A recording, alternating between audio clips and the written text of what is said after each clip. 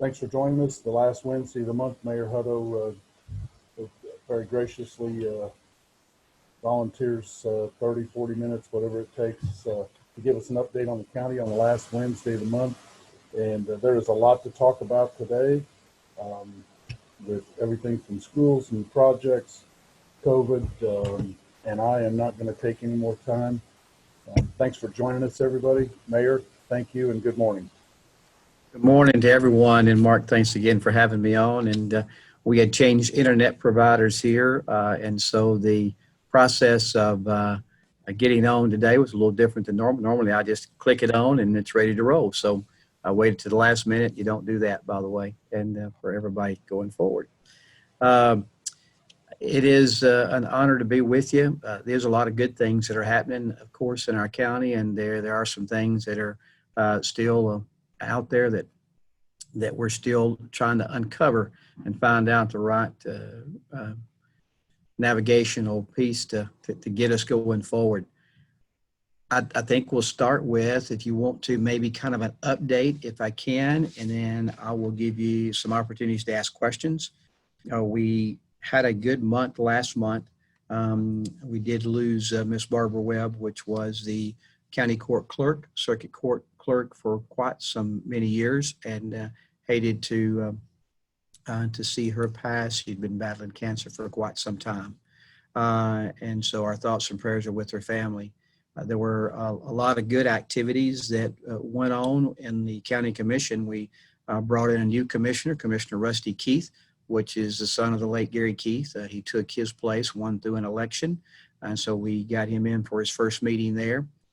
We had a chance to put up another mural at Sparkle Cleaners in Lebanon, which was good. We actually had a guy call me the other day, and he's from Murfreesboro, that found a Prosperity Cemetery ledger of where they had buried and sold graves for that cemetery at an auction in Murfreesboro. So he called me and I rode over there and got it, brought it back and gave it to our archives folks. So I would encourage any of you that are out there that want to or find anything of that nature, please let us know. We have a great archives here. Linda Grandstaff runs that and she does a tremendous job. We did have a planning commission meeting that was brought in the city of Mount Gilead planners and stormwater folks, as well as Lebanon and their stormwater people, and with some state folks to talk about, the flooding issues that happened recently simply because of flash floods. In other words, heavy downpours of rain. And many people think, why don't government do more about that? Well, just so you know, the EPA came in several years ago and put in a department called stormwater, but they deal with water quality, not water quantity. They make sure that as every building that's built now, it does not pollute streams and waterways. But so when somebody floods, because we have 4 or 5 inches of rain all at one time, then they definitely will call the stormwater people and say, hey, they built this new subdivision and now I'm flooding, so it's your fault. That's not necessarily true. Not that doesn't happen from time to time, but the planners, of course, when they plan new subdivisions, they do take into effect that, okay, if you're going to cover this much ground space, we're going to, and this much ground space would obtain this much water. Now it's got rooftops or maybe some sidewalks or some pavement. And so now it won't, they make them put detentions up for that amount of water. But if it would have flooded anyway, okay, regardless of where it had a subdivision on it, then that flooding will continue to exist.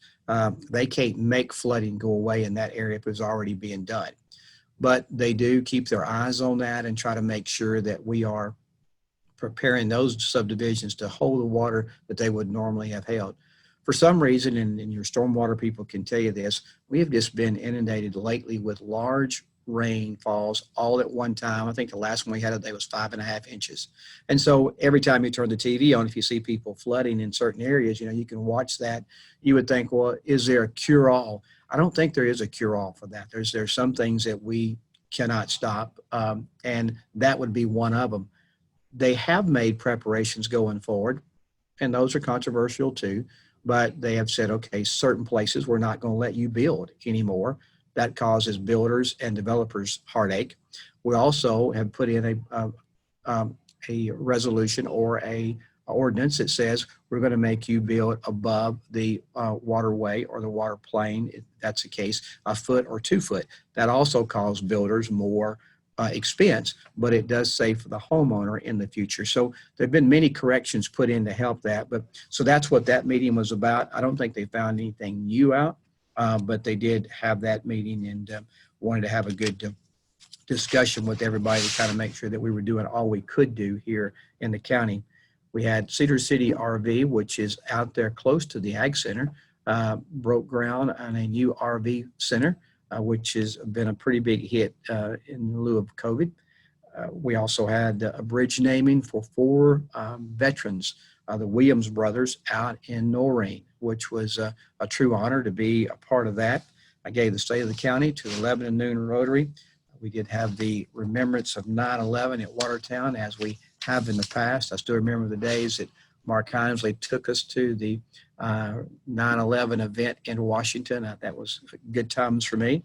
And then also H.R. Carey. We had a presentation for him in the Veterans Building where he was given the Legion of Honor Award from the French. They could not come to do this from the people that apply for that, but we were able to do that, and I was able to pin the medal on him. So that was a great an honor for me as well there. When you talk about things that are going on in the county, we had a grand opening yesterday, which was at the old Softer building, but it's a company called Moldex. They make N95 masks and also hearing devices and respirators. And so that'll be 220 jobs. We're excited about having that company come here. They were a California-based company, and a little bit of history on them was that they used to make, his dad had the company. His dad died when he was 24, so died early in his life. But they made pads that used to be in the women's clothes, like in the shoulder pads. So when the son took over, he said, I want to do more than that. And so that's where they came into making the mask, the M95 mask and hearing protection. They really compete at an international level. So it was really good to welcome that group to our county yesterday. And so we look forward to having them to be a part of that. COVID money is still being obtained. We learned yesterday that we got another $50,000 to kind of help offset the loss of revenue at the Ag Center. We had $50,000 that we got recently for the Expo Center from COVID. So that's $100,000 that are good, that will lighten the load that we were going to have to bear because of not being able to rent those buildings out.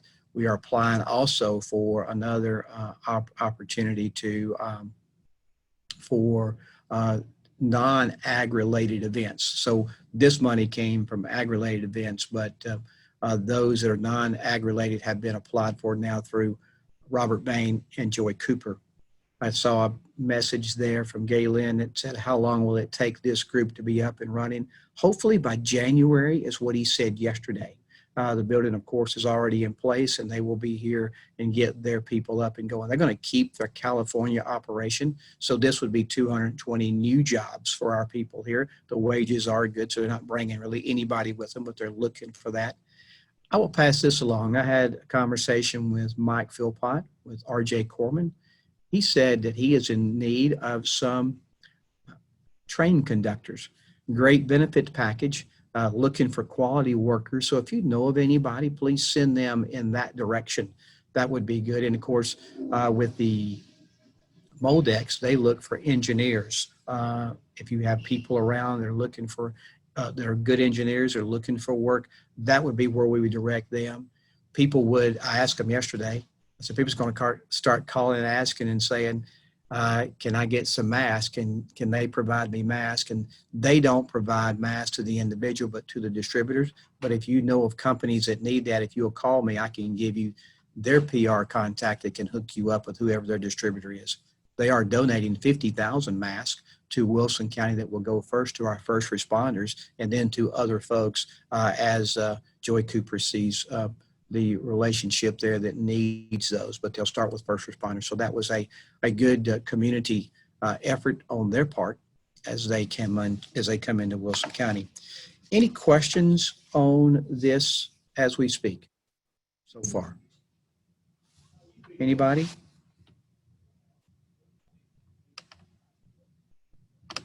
looking for chats and, okay. Um, Well, Real quick, you were talking about awards presentation. I saw something on social media and I didn't capture it, but I saw State Representative Susan Lynn making a presentation for a plaque or something. Did, Miss Susan, she always takes care of me, and she had given me a seal that went on the front of my desk uh, oh, quite some time ago, and I had a customer come in and they kicked it and broke it, and so me and her have been trying to hook up for quite some time to get another one, and so okay. yesterday we met down at Moldex and she took care of me. So no award on my side, but definitely a good deal from Miss Susan, as she's always taking care of me. Okay. Stay out of trouble. Yeah. Other questions? Okay. Talk about COVID for a second if you want to. I know that's in the mask mandate that's there. And how do we get to the decision that we got to, and where are we going there? We, as it came close to the time for the extension of the governor's order, which was going to expire today at 11:59 p.m., we had heard that he may not give us that authority anymore. Our fear was that what would happen, he would make that announcement yesterday or today, because he's normally right there on the very timeline at the end when he does that.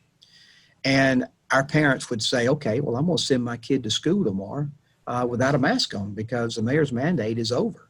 Or I'm going to go in Walmart without a mask. And so we knew that our businesses needed to know, our schools needed to know that the mask mandate was going to come to an end. Now, we made that call on our own, and I'll tell you why in just a little bit, before we knew what he was going to do. But we did think he was going to do that, and we wanted to cut down as much confusion as possible. So really, it was a lot about Mark and Melanie and those telling businesses, hey, the mandate may go away. So if you want to make preparations to continue the mask in your store, please be ready to do so by putting signage up, whatever you want to do to information to your customers. The same thing with the school system. We wanted them to be able to send home information to their parents ahead of time. We let them know last Friday, really, that we're going to make the announcement on Monday. So they would have 2 or 3 days to get information to their parents. Hey, look, the county mandate is over, but we're still want your student to bring and wear a mask to school. So that was really the intent there. They're having a meeting, I think, tonight, and they may also reinforce that mask in schools operation. But that's why we did what we did, to get the preparation there. Now, he actually extended it yesterday and said we could have the authority up until October 30th. So on our side, you would say, well, why would you take it off, Mayor? It is a no-win, as I've told you from day one, whether we put it in or we take it off. As we looked at our numbers have gone down. And I don't know if you can see my chart or not. Maybe you can see it if I give it here. But you can see that right here, from this is before we had the economy open. This is after we opened the economy, and it goes up. And when it gets to here, right here would be where we put in the mask mandate. And then you can see it's come down and it's planed off. Our thinking is 2 or 3 things, really. One, we got with all the county mayors around Davidson County, and they have all decided to not have a mask mandate anymore. Now, does that mean that we could have? We could have been the Lone Ranger to say, hey, we're going to stay in there, we're going to require it, and everybody else gets out. People would have said, well, how come they're getting out and you're staying in? Why are your numbers worse than theirs? I think it was evident that maybe it definitely has worked, but our question too was, has it planed off? Is it going to be where it's at regardless of the mask mandate until we get a vaccine? Is it going to stay there? But so those people got out. We knew we heard the governor was going to open everything back up. So there's no capacity zone events anymore. So he's kind of lighting things up. People are get to go to nursing homes now. The conservative Mayor Cooper, of course, is going to phase 3. So a lot of people are opening these things back up. People are coming back to school. So we said, okay, if we stayed the strict route here, definitely we believe it works. But we also think that at some point our citizens, and I believe our citizens have recognized that if I'm going to wear a mask, I need to wear a mask because it's working. And I think the data proves that. And we need to wear a mask because we believe it. We need to wear a mask, not because the mayor says I've got to, because when you're doing it because I say you got to, as soon as you can take it off, you'll take it off. because it's about following a rule, not following a way of life that you think is probably what needs to happen for you right now to stay healthy. So we want to try this. Now, we're definitely going to watch the numbers. And after 2 weeks, if we start that climb back up again, we will put it back in place because we know that it works. We tried June the 23rd to let people make their decision. We tried July the 8th to let people make their decision. Numbers climbed. We put it in on July the 17th. Numbers have gone down. We're going to let it be people's decision again. If they start climbing again, then we'll put it in and we'll stay in for the long haul because we see that it works. And from our side, we see that evidence, but we really want people to be doing this because they want to, they believe in it. Right now, we know the mandate is really only with those in-betweeners because of people that do not want to do this. They're not going to do it no matter what I say because there is no enforcement. And those people that want to do it and believe in it, they're going to do it no matter what I say either. So the in-betweeners are the ones that I'm really working with right now. And if that makes a difference and keeps our numbers low, then I'll take the hit and that will be fine. Because the safety of the people of Wilson County, is on my heart, and that's what I want to do. I would love for it to be everybody's own decision. And if we can work that way and keep our numbers low, hey man, I'm tickled to death. But if we can't, then we'll come back and do whatever we have to do in that regard. I do believe, as you well know, the city of Lebanon, somebody called me the other day, said, Mayor, I think you're off on your timing. The city of Lebanon city office closed down. My point to them was the mandate was in effect at that time. So evidently they either are not paying attention or it's not working. One of the two, so that didn't make any difference. Me taking it out as of tonight at 11:59, it was in place when they had their problem. So please look at that and know the difference there, that they didn't break out because I just said we was going to drop it. They broke out ahead of time. We're going to have, we will have more people engaged over the next month because of everything opening back up, capacities in restaurants, large events. We're going to have that. I know that. I hope that we can do it responsibly, keep our distance, wear a mask. That's what the mandate said. And that's what the one that took it out said. Wear your mask, keep your distance. So try to stay healthy and try to stay healthy on your own. This is an individual choice in my mind. It's an individual war in my mind, in that you've got to make sure that you are fighting this on your own every day because you want to, not because some stupid mayor says I got to. Okay, that's the bottom line, and that's the passion it's got to have. I had a not a good experience this morning working out at the Jimmy Floyd, and the guy came up and he said, "Hey, look," he said, "Mayor, I think you're a little premature on your decision." And so I'm a little raw, as you could tell at this time. And so I was passionate with my answer. And my answer really should have been not that passionate. And what I should have said is that you could possibly be very right. And if you are, I will change my decision. That should have been my answer. But I let my emotions override that. So I apologize. But that is what I get paid for. And, and so we'll make the decision. But I promise you that if our numbers go back up, we will reinstate it. Those people that love me right now for it being out will hate me again, and the people that love me for it being in back in the day will love me again. So, I'm an equal opportunity hater, I guess you might say. And if you want to get on and see any of the good hate stuff, just go on Facebook, and there are at least 200 to 300 comments. So, questions about that decision or anything that maybe you've heard or that's come to mind that maybe you just want to ask? Mayor, I'd like to ask everybody on here just a little pinky promise, just between us. Don't tell anybody else. But if you talk to Melanie at the Lebanon Chamber, please tell her that we had asked that the mask mandate be lifted for 24 hours during our golf tournament. It starts tomorrow morning, so we can put it back on. But they just had their golf tournament, and I was kind of, boy, it sure would be nice if we don't have to do the mask that day, or we can do it, but the enforcement thing, we didn't want to be where you're not making them do this. So thanks for taking that burden off of us. And I will pass that along to Melanie for you and tell her that's why I did it. It's going to be back in effect after that. The tour, yeah, that'll be great. Thank you very much. The tourism department just sent out the Wilco face mask, so there's a way to start plugging Wilson County and follow COVID guidelines as well. So I don't think any of us envy your position, and you're right. It is the in-betweeners. From the beginning, I've just tried to stay 6 feet away, and you know what? The longer it goes on, the more I realize there are some people that I don't mind being 6 feet away from anymore. So that's okay. 6 or 60. Yeah, I got you. Well, I do have a couple of guests today that want to speak to you, okay? But I don't want to leave this subject with any questions or any thoughts or maybe some advice. I mean, do you have any advice for me? I'm open for that. So anything from anybody? there's sharp folks on here. I'm sure you've got a thought, or you know, he's grown up. He can handle a thumbs up or a thumbs Sure. down. And what's one of the hardest things is not hearing anything. So you've got him here, and Mayor Hutto, this is Galen. I just wanted to let you know you have my support. I know you have a very tough job, and you wake up with a 50% rating all the time, so just wanted That's to say, marginal. yeah, just wanted to say you have my support.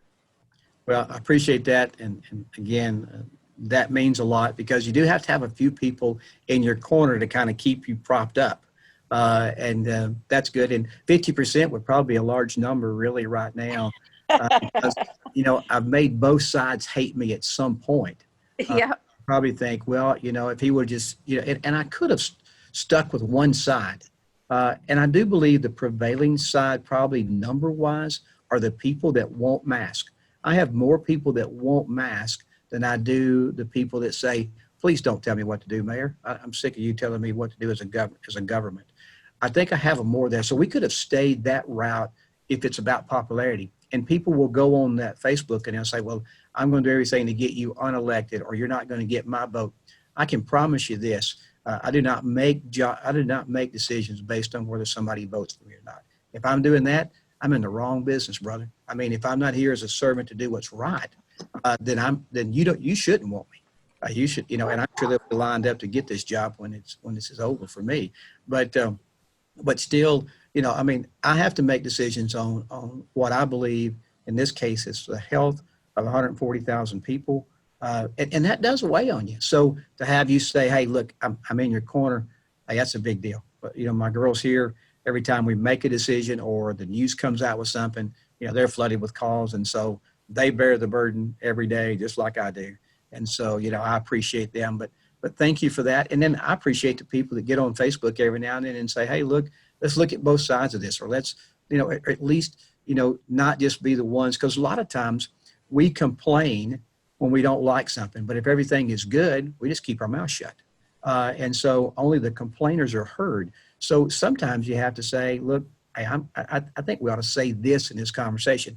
But many times, and I got it, people say, well, I don't want to get my neck in the middle of this fight and make somebody mad at me for his sake. So I got it. So when Galen says, hey, I'm in there with you, those are few and far between. I definitely appreciate that.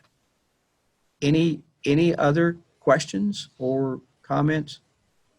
Just always, I'm willing to take suggestions. I'm not, don't know everything that's going on. So, Ray? I call on a handful of mayors for the congressman. I just want to say that we have a very intelligent, articulate mayor in Wilson County. We're blessed. I'm not saying the others aren't, but Mayor Hutto is always accessible. His office staff is accessible. And once again, I'm not saying the others aren't necessarily, but you'll frequently see Mayor Hutto. He may be on the news. He may be on a Zoom call such as this. I don't see that quite as often in the other counties. So I just want to say thank you and let everybody know on the call that we are blessed to have you in this position. Thank you. Thanks for bringing the donuts by, Ray, too. That is definitely a plus during all of this time. Sure. Can't wait to get back to the donuts, Ray. You have no idea. You have no idea. Other questions, comments, thoughts? You switching topics, or you want to stick on? I've got two ladies to say something to you, and then I'll Okay. come back and we'll do whatever, what else we need to, okay? First, I'm going to give you to Susan Shaw, and then I'll give you to Sarah Davenport. Okay. Hello, good morning. Good morning, Susan. How are you? Hi, I'm fine. I was waiting to see your faces. I could hear the voices and saying, oh, my friends are on. So it's good to see you all. Good to see you. You're a busy lady. You're a busy lady. Oh yeah, but it's I get the good stuff. I really do. And I get to talk to you about something really, really fun this morning.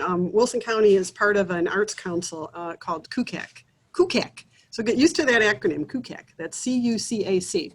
Cumberland University Community Arts Council.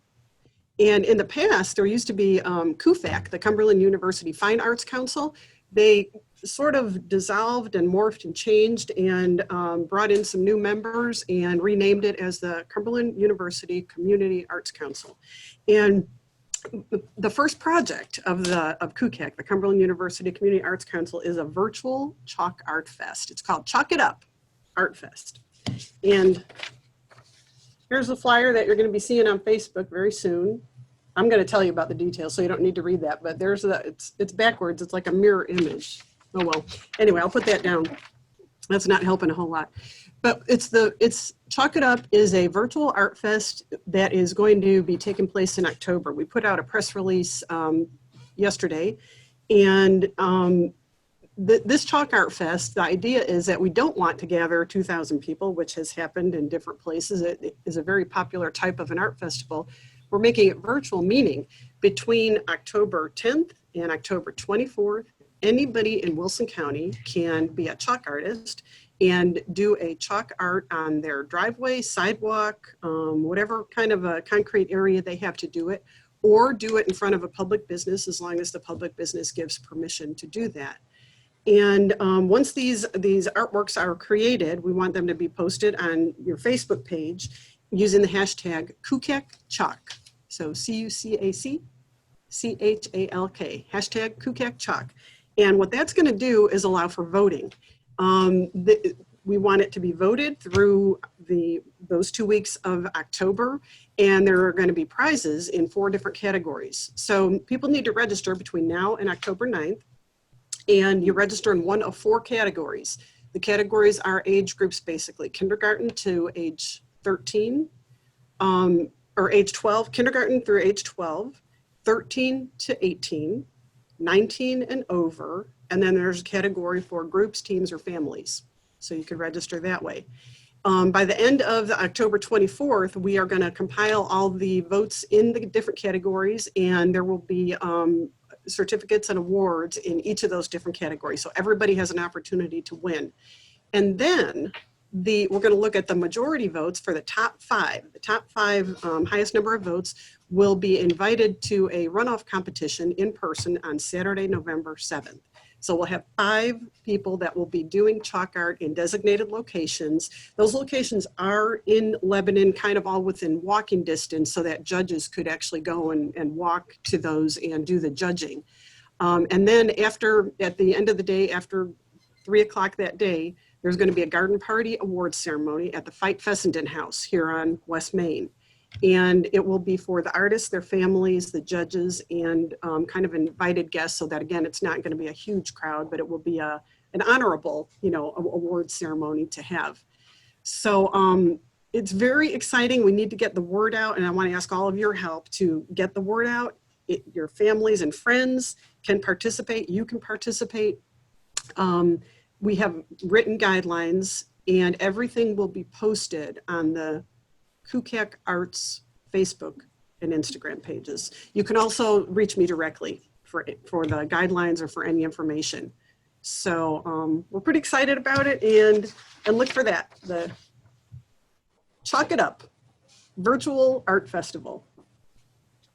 I want to be on Gloria Wilson, Galen's mom's team. If you've ever seen her freehand paint, and some of those Yeah. students at Mount Juliet High School that painted their parking space in chalk was incredible.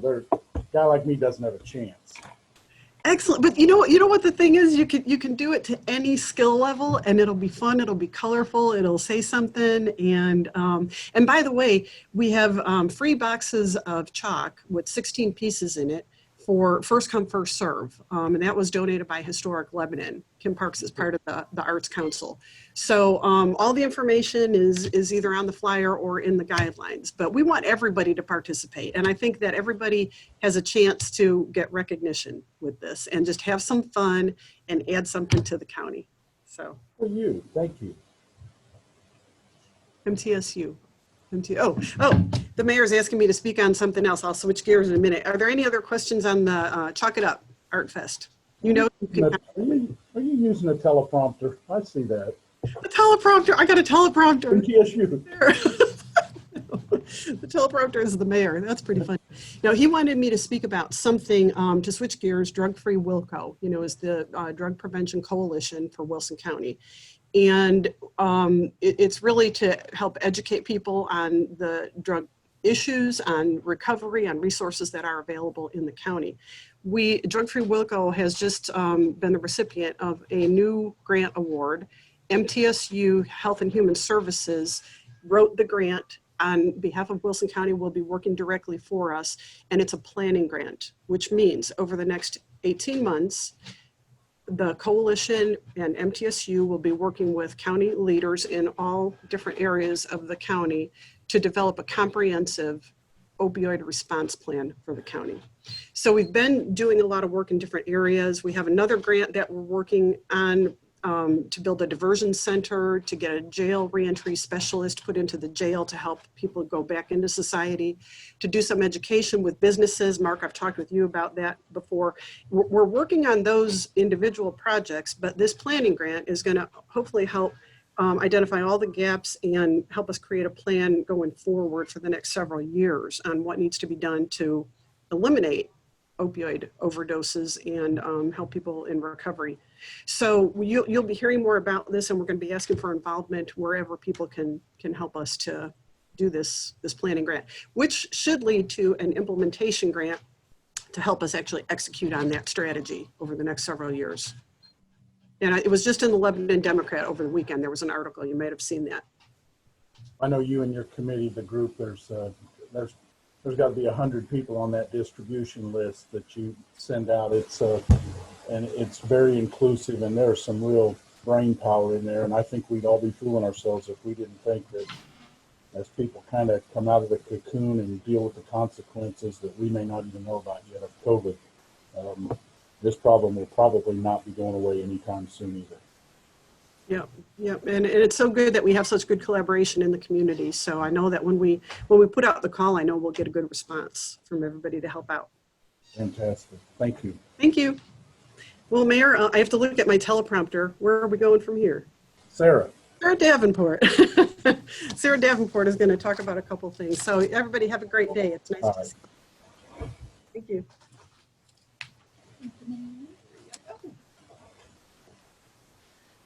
Good morning. Thank you guys for letting me steal a couple of minutes of Mayor Hutto's time. I will try and keep this very brief, but just wanted to let everyone know that it is that time of year again where the mayor's office is accepting applications for the Governor's Volunteer Star Awards.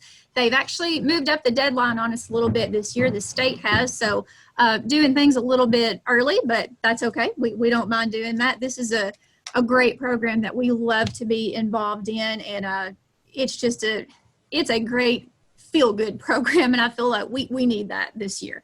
So I wanted to talk to you all about that briefly to encourage you to make nominations for this award. What it is an initiative from Volunteer Tennessee. It seeks to recognize an outstanding volunteer in both a youth and an adult category. We pick a winner in each category. Those winners are invited to the state to a banquet where they receive a plaque and they get to have a nice dinner. They have their picture taken with Miss Tennessee. And we just recognize the great volunteer work that they do in our county. Now, an award ceremony may look a little bit different this year. We haven't been given details on that. We do know that if there is an in-person ceremony, that it will take place in February. So information about that will be forthcoming. Wilson County is special. We like to recognize both our winners and our nominees. And the way we do that is we give all of the nominees and the winners a plaque recognizing the great work that they do in our county. They get a picture with Mayor Hutto. And in years past, we have presented this plaque and picture to them during the Lebanon Wilson Chamber banquet. Again, that may look a little bit differently this year. We don't know how things are going to progress. Be that as it may, we will still recognize all of our winners and nominees. It's just that those two winners are then invited to the state. They don't compete at the state level. They are just invited there to receive more recognition. So how do you all get involved with that? Well, what we need you to do is go to our website, wilsoncountytn.gov, and underneath the announcements, you will find a link to a beautiful, beautiful Google form. That's our application this year, and the fine people over in our IT department, especially Mr. Aaron Wilson, have worked very hard to get that application online for us this year. It's a one-stop shop. You just go fill out that application, click submit, and it's done. There's not a lot of guesswork to it. It asks you a few simple questions, and then it asks you to write down a narrative about this person. This is where your volunteer really gets to shine. We need to know, what is it that they do? What makes them special in Wilson County? And I would encourage you to spend a little time on that narrative and really make it your own and really make it pop. We've had in the past, we'll get narratives that say things like, Ray is a great volunteer in our community. He does such good work. We couldn't continue this program without him. That's awesome. We have no doubt that Ray is critical to that organization. But if we have 5 applications that say that very same thing, it makes it very difficult to distinguish a winner. So really think about those narratives and get those to stand out. We would love to encourage you to make those nominations. We know that we have great volunteers in our county. This is a wonderful opportunity to let them shine and let people know what is going on in our county. A lot of times I've had people say, well, I don't like to be recognized for what I'm doing. I just like to stay under the radar and do this work. That's great. We don't want to single anybody out that doesn't want to be singled out, but I would encourage you to remember that by singling you out, we also shed some light on the organization or the need or whatever volunteer effort it is that you're involved in. And we don't know where that could lead. I mean, it's just like pay it forward. That could bring, there's a lot of good things that could come from that. So please bear that in mind. You can always contact me here at the office or send me an email if you have any trouble with the Google form. I'm happy to assist anyone in that. If for whatever reason the Google form doesn't work for you, I can send you a PDF of the application. We've done that in years past as well. That's not a problem at all. The deadline is October the 23rd. So please don't wait. Make those nominations. Encourage others to make nominations. You'll hopefully see this on Facebook soon. Please like and share that information. And again, visit wilsoncountytn.gov to find that application or contact me. Be glad to answer any questions about the program. A lot of times people will ask, well, what kind of volunteers are you looking for through this? What's it all about? Really, the sky's the limit. If there's something good going on in our county that benefits our citizens, we want to know about it. We've had past winners from Compassionate Hands, from Homelessness Ministries, from Drug Free Wilco, from the Angel Gown program, volunteers with Sherry's Run. We have a variety of different things that go on in our community, and there's no age limit. Youths are considered 25 and under, and then 26 and up would be our adult category. So, I mean, there's really, no active volunteer work is too small. So we want to hear about those. Questions, thoughts, comments? Anybody on here have any questions? I think there was a key thing that she said, and she's 100% right. A lot of people that are the volunteers that are just amazing. They're behind the scenes, and what makes them amazing is they're doing it for everybody else and not themselves.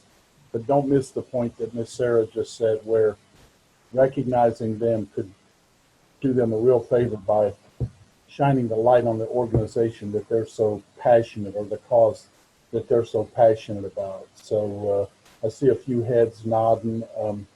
Let's hold up our end of the deal and make sure that everybody in our area, people we interact with, have a chance to get their name in the hat, and maybe their organizations will benefit as well. Sarah, thank you.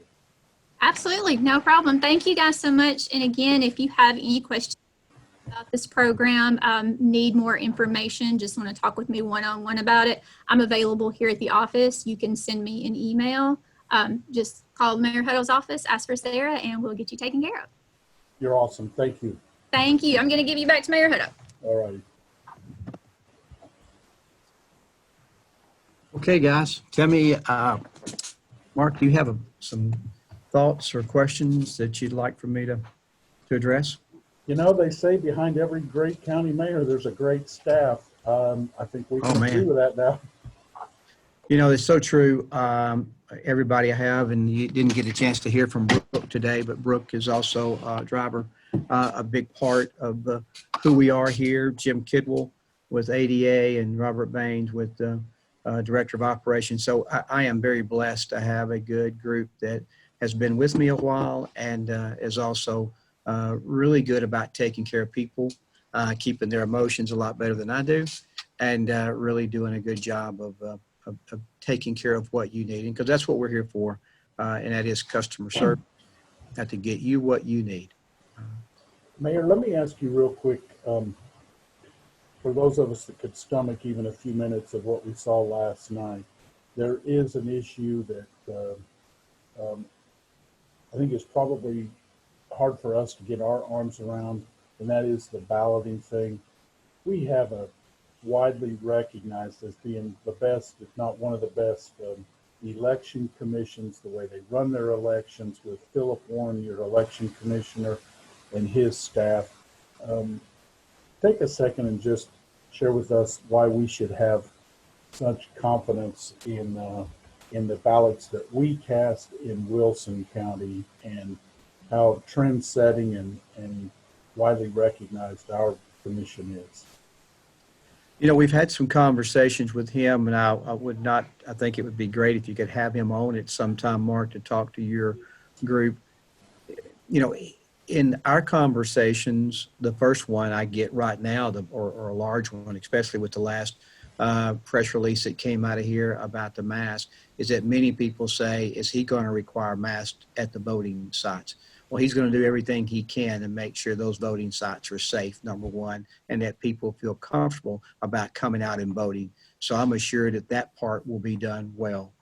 I do believe he runs a great organization, and I do believe that he will do everything in his power to make sure that all votes are accounted for and that there are no slip-ups.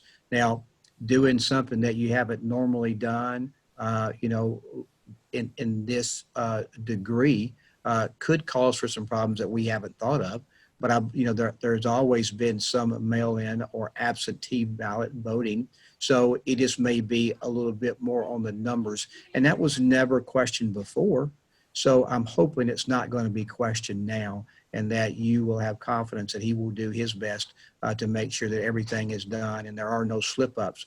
But occasionally, I will say this for my office and everybody else's office as well, there are times that mistakes happen and you don't want them to happen, but they just happen. And I know of last voting session, you know, there were a couple of people that got put in a wrong category. And it just happened that, in other words, a constituent went to the polls to vote, saw that they were, okay, I shouldn't be voting for this person, and somehow the number was transposed on that. Now that's one or two out of every how many people were voting. So you're going to have a little bit of that. But I think on a large percentage, Mark, we're just going to upgrade a little bit of the absentee voting if that happens. But they have already been doing this, so they should be well capable of taking care of that without any catastrophe. They have a great reputation. I know other counties look to Wilson County as a model of how to execute a fair election. So I'm proud of those guys. Yes, and I think, you know, and he's always trying to move us forward. I mean, we bought the Fred's building behind the courthouse here because he wants to expand and bring everything in one operation, and he wants it better for the voters. So he does have a true heart to make his operation the best in the state, just not do a job. And I think that's important. You know, when you look into hire people, you want somebody and I didn't hire him, of course. I don't mean that, of course, but you're looking for people that say, hey, I take the job personally. I want to be the best in the state, not just get the job done so I can get a paycheck and go home. And he's that kind of guy in my mind. You have a clerk's office that's probably getting closer by the day to opening in West Wilson County, a relocation up by the Little League Park. Yes, and we're excited about that. Robert is continuing to work on that with the city of Mountain Gilead. We had some things that they wanted for us to get done there as far as parking goes and sidewalks and some different things. So that is continuing to work. So we're excited about getting that hopefully there by the first of the year, if not sooner. We would love to be in that building there. And then we do, as I told before, we're trying to get another service brought to the place that they're leaving from. So that's going to be an exciting time there as well. I will add to the process that we're looking to expand fire service there in Mountain Gilead. We've been at Station 3 and a half a platoon at Providence, meaning I got an ambulance and 2 people at Providence. If you look to the Station 3, I've got 4 people. That's an ambulance and a fire truck with 4 people to run that. We want to expand and go east and west. As we talked about that, some people say, well, our east and west, we don't want there to be any lag time or any worse time in ambulance service, because some people say, well, if you're going to take the ambulances right out of the middle of town, we're going to get, worse service. And of course, that was not the case at Lebanon. We got out of Oak Street. We went north and south. We actually enhanced our service there, to be honest with you, because now we're at 2 locations on both sides of the city. We're able to come inside and give those people the same amount of service or better service. And then on the outside where the fire trucks are really needed, because they have county fire service, then those people get better ISO rates and better fire or quicker fire protection. And then we're going to add 2 people. Okay, because if we go station east and west, we'll take the 4 people out of Station 3 and move them east, and then we'll take the 2 people out of Providence Station and move them west, and we're going to add 2 people to them. So we're going to add personnel. Now, we may get to the point to where, and we've already done some heat maps. We may get to the point where we say, okay, let's leave the ambulance in Station 3 in Providence and just put the fire people on the outside until we can do that. Ray has kind of wanted an ambulance up at North Green Hill, and we've talked about that before, but we have one just a rock's throw away at Lakeview. So we want to put it where it's going to be best served, where it's going to serve the most number of people. So having a fire station doesn't mean you necessarily have to have an ambulance there. They are good, but we've got to put the ambulance where it's best going to serve the people. So just know that whatever we do is going to be geared to making sure the people of Mountain Gilead have better service, not worse service, but better service. Better service on fire protection in the city and outside the county, as well as better ambulance service. We will not do anything. So if you hear some of that talk going on, be reassured that our goal is to make things better, not to make things worse. Okay? Shift gears for a second before we finish up. Quick question. 6 months ago, none of us had any idea what our sales tax collections would be. Budgets were put in place in the city and the county even at the state level as a worst case. Sales tax, many reasons probably, but have rebounded significantly beyond what I think anybody would have, could even have hoped for 6 months ago. Update on county sales tax and what maybe the last quarter of the year looks like? I do think things are in a good shape financially for Wilson County. We will have, as we are moving forward with the jail addition now, we'll go out to bid tomorrow. So we'll work on that. That's a 2-year process, but the money for that is in the bank. There'll be no tax increase for that. I think that's a positive thing. We ended the year financially in good shape. We're continuing to move forward with sales tax as they continue to grow. Understand that my sales tax is way up. Of course, it's up because of the 0.5% that was added by the vote. Now, is also really important in my mind. That 0.5% on my side goes to education and teacher salaries. That's a plus to obtain and retain the best teachers. Where the second plus of that is in my mind is now Mount Gilead, Lebanon, and Watertown. They all got a bump that they were not expecting. So during this crisis time, it becomes an unforeseen gem for them. So, we didn't plan for that. We didn't know that was going to happen, but man, it did work out just right for those people there. Economically, we're good. We're sound on that part. We have enough money, cash on hand to build the 2 fire stations. So we will not be borrowing that money. That would come from the AFT increase that we did recently. So that will take care of that infrastructure. We are continuing to work on making sure economically that all of our departments and our budgets are on par or for course there. They are. We're doing good. We save some money at the end, but I think we'll know for sure about everything at March when property taxes are paid. But understand that we did make back, as I told you, about 100,000 already from some COVID money. We got 1.9 from the state, which helped us out as well. So we feel like we're in good shape there. Excited about that. We continue to work on road projects. I know we talk about that. Highway 70 stretch between Bender's Ferry and 109 on the docket. They're working on that. We put out some of those conversations the other day, and I'm going to try to do my best, Mark, that to expand, and I should have done this really, but I will do this that way you can get it to your members. We, as we've gone through this process, we put out information to our commissioners all the time. So I'm going to I've added the city councilman of Lebanon, Mount Juliet, and Watertown, and I'm going to add the chambers to that as well. And that way, Mark, if you want to get out any nuggets that we give to you, feel free to put them out. If you say, hey, that's good information for me to know, but I don't need to put it out, then don't do that. But because everything that happens here, we want everybody to know. No need for me just to limit it to my county commissioners. So we're going to expand that information and that knowledge. So that way, when we get updates on Central Pike and Mount Juliet Road and Central Pike Interchange, you'll get those and you can punch those out. And we think that's probably a positive thing to continue to get the good news out that is going on in the county. So you'll start seeing that come through on your end. You punch out whatever you need to, okay? I really appreciate it, and I'm always happy to share all of that. There was all kinds of scuttlebutt in the last couple of days about the Highway 109 and on social media. It's 2 or 3 more years, and there's probably been a dozen or 2 comments, and I just simply put latest TDOT completion date projection December 2021, and it just kind of unarmed everybody, and the fighting stopped a little bit. And it's amazing what you get put out there. So good or bad, sometimes the most important thing is accurate. Sure. And accurate is the main thing. And we'll try to get you stuff like on the admissions and other things that I think that you probably get questions on all the time. We'll get that to you, and please give it to your members. Perfect. Be glad to do it. Does anybody have anything else? We don't usually run this long, but we held out as long as we could for raised donuts, and I still don't have one on my desk, so I don't know. But I sure like doing this. Eddie, you're awful quiet. Surely you got something on your mind. You tune in all the time. Everything good for you? All right, good. Hey, Mayor, I got one quick question. Yes, sir.